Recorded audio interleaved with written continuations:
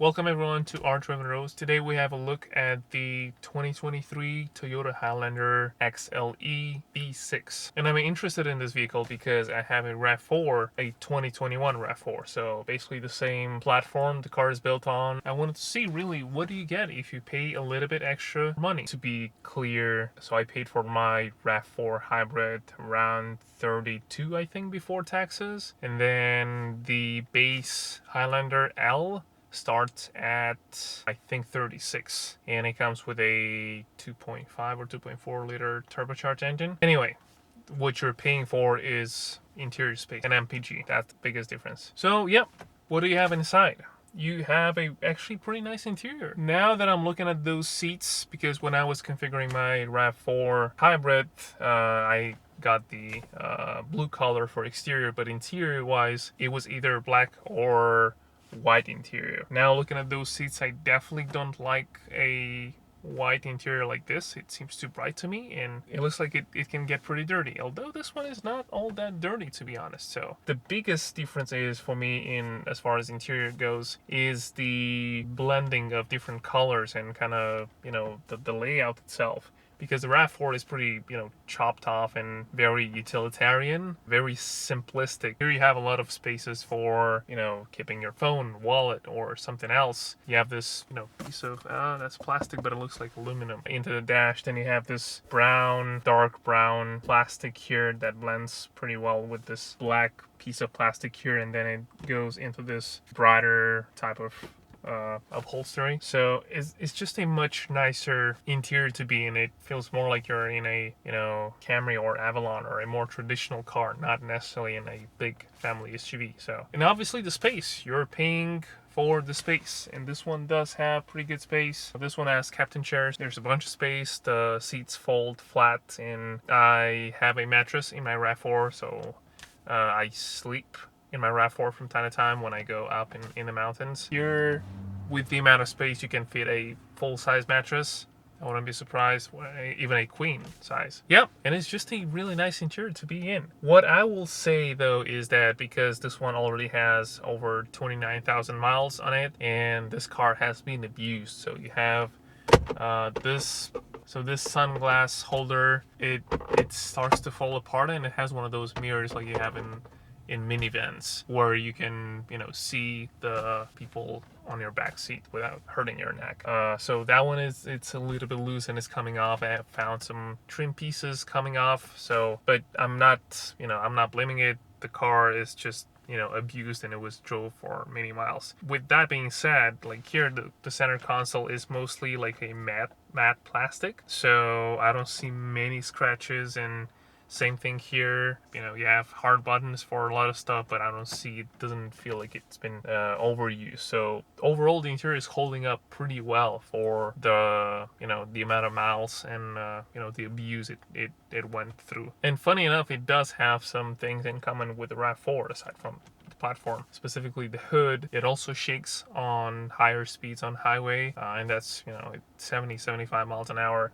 Same goes for mirrors. The only thing is that in 2021 and 2022 that problem was fixed in RAV4, but apparently not in the Highlander. So let's talk handling. Surprisingly, the Highlander handles pretty well, and if anything, I feel like it handles better than the RAV4. The Highlander is heavier than RAV4, but that feels like it's an extra added benefit to the TNGA platform, because right now I'm on a pretty tight road and I feel a lot more confident taking those turns in the Highlander than I am normally in my RAV4. So that is a pretty big compliment.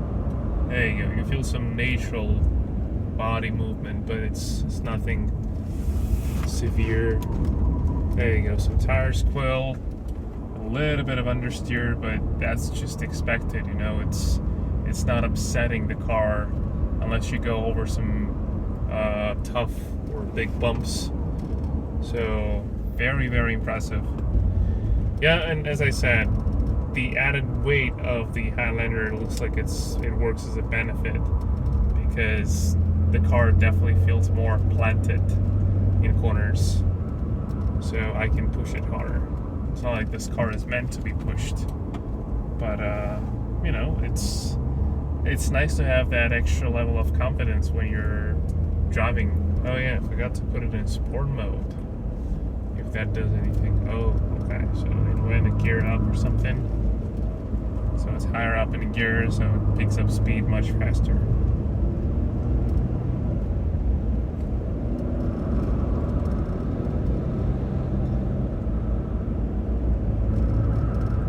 Yeah, it definitely has some run there. And speaking about the powertrain, yes, this is a V6, so it's smooth, it accelerates nicely and smoothly.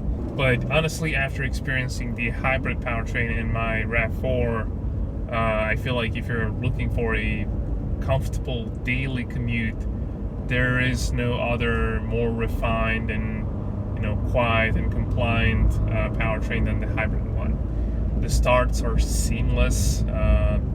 Starts and stops are seamless. You have full EV mode, or when you're driving downhill or on lower speeds. So it's just so much more refined and smooth.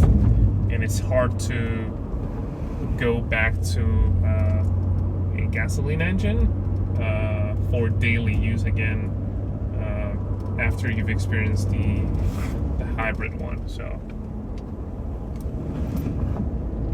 man, this thing handles. Wow.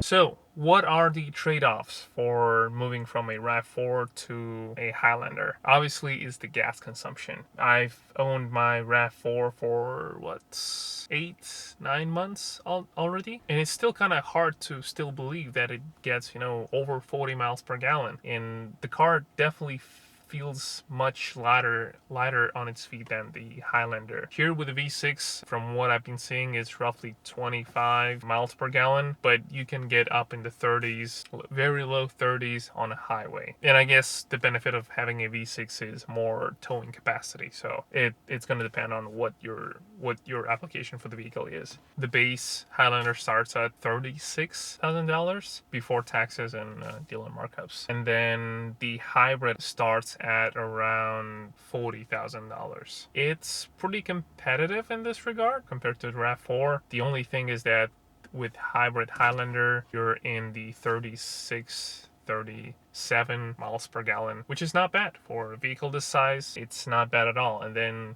you have the Toyota Sienna, which is slightly even better. You get up to 38 miles per gallon. Yeah, overall, really nice space to be in. It feels much more upscale. You obviously have the benefit of extra space. It handles surprisingly better. So if you want something larger than the RAV4, I feel like it's definitely worth it. I guess the main thing remains the fuel consumption. Here is going to be much higher compared to the RAV4. All right, that's all I had to say. See ya.